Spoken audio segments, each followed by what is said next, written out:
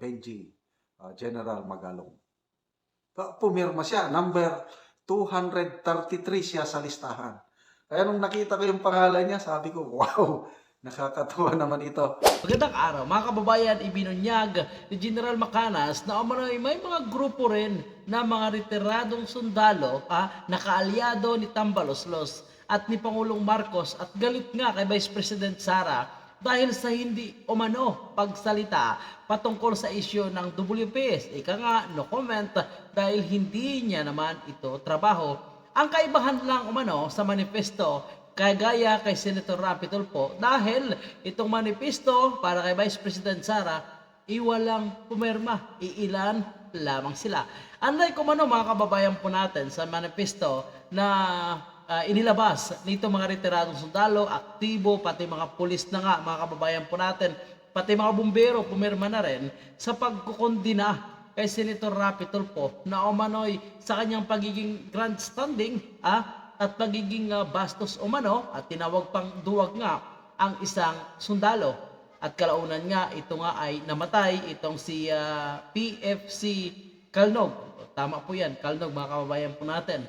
At isa umano sa pumirma mga kababayan po natin ay hindi basta-basta. Retiradong sundalo at isang mayor.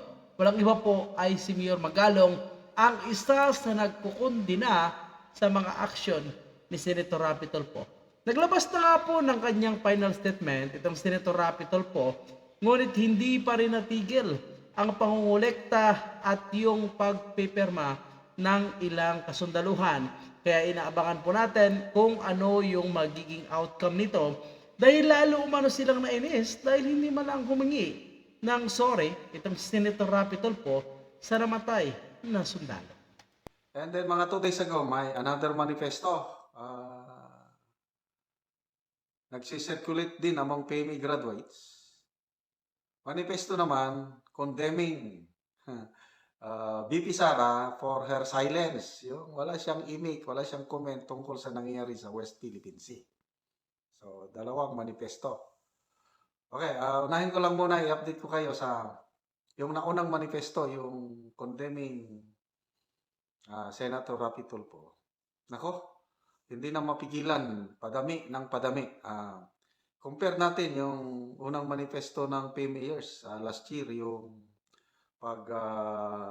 panawagan para palayain si Ka Eric at Doc Padoy. Sa isang araw, halos 200 ang pumirma eh. Then, dahil sa napakalakas ang dating ng manifesto ng mga PMAers, yun, pinalayas kaagad si Ka Eric at Doc Padoy. So, maraming nagreklamong PMAers dahil hindi pa ako nakapirma. Nasaan na yon? Grabe. So, ito, mas grabe ito ngayon dahil sa aking re-research. After 5 or 6 days na pag-ikot among PMAers, specifically retired kasi yung mga active, gustong pumirma kailang hindi pwede. Yung active, retired lang. Umabot na po, 500 plus na ang nakapirma sa manifesto condemning yung pagtawag ni Senator Tulfo na duwag ang isang bayani sundalo na namatay sa labanan. Tinignan ko yung listahan, in-review ko. Nako, ang isang pumirma doon, mayor. Bakit mayor pumirma? Hindi basta-basta mayor. Mayor Benji Binamin Magalong, class 82. Yun. Hindi siya basta-basta mayor. Mayroon bang mayor na PMA graduate? Wala ata eh.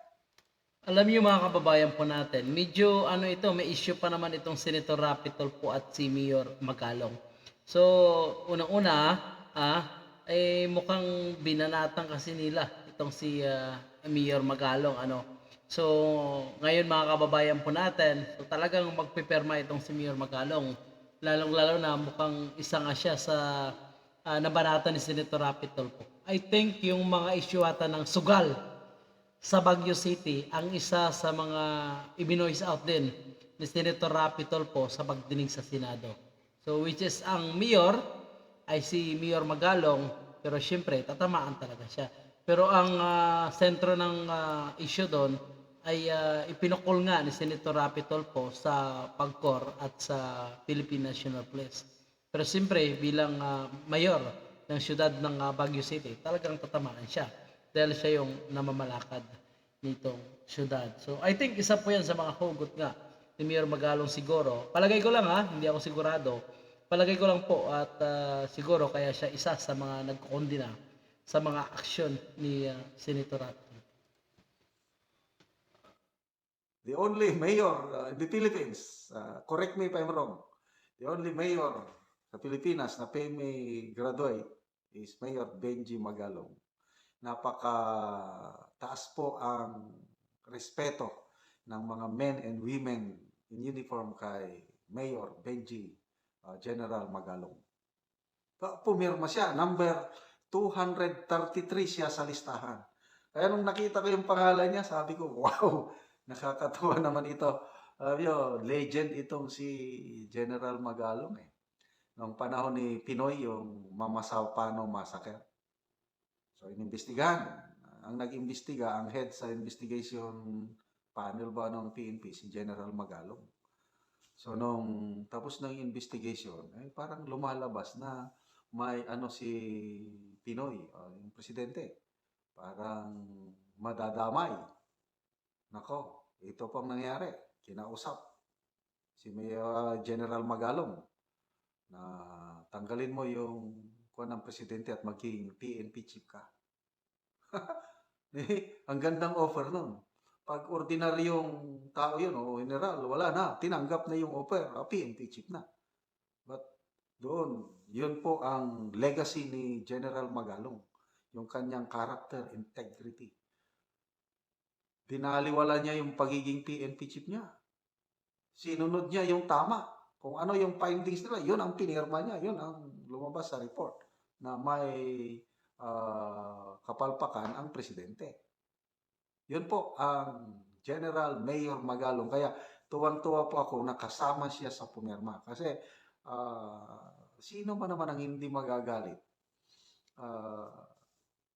Tawagin mong duwag ang isang bayani. Sa post ni General Romeo Pocis ng Air Force, General ito. Yung last word daw ni PFC Canlog, nilabanan parang lumalabas na outnumbered sila. Ganito sana. Ganito ang sabi niya sa mga kasama niya, mag-withdraw na kayo. Maiwan ako. I will cover you with fire. So, pina-withdraw niya yung mga kasama niya. Siya, nagpaiwan. Doon ako may kasama. Siya ang nag-hold the line. O di, sinakripisyo niya yung buhay niya. Yun, namatay. Bayani. Duwag ba yun? Nakakaiyak na kwento. Nakakasakit damdamin. Isang bayani tawaging duwag. Okay, balik tayo sa pumirma. May nakita ko doon isang PNP Chief, General Rason. Tapos isang Coast Guard Admiral, 4-star Admiral. Kalimutan ko yung pangalan. Tapos 5 AFP Chief of Staff. Yung matandaanan ko lang is Dionisio Santiago, Abaya, Senga, Abu, and nakalimutan ko yung isa. So, grabe, ganun po. Pataas ng pataas, padami ng padami ang pumipirma sa manifesto condemning Senator Rapi Tulfo. So yan po mga kababayan po natin. Dumadami ang pumipirma sa pagkondina sa mga aksyon na ginagawa ni Senator Rapi Tulfo sa yung mga uniform personnel at sa mga civilian dahil sa sobrang ito manita. So ang tanong po natin mga kababayan, ano po ang magiging indication nito para sa isang senador at ngayon ay nangunguna sa survey sa pagkapangulo? Ang sabi po nila, ginagawa ito ng mga retiradong sundalo, pulis, militar at iba pang uniform personnel dahil sa pagsusuporta kay Vice President Sara at gusto lamang sirain itong si Senator Rapi Tulfo. Para sa akin, at gaya din ng sinabi ng mga pumirma, wala itong connection sa kay Vice President Sara. Walang political issue po dito.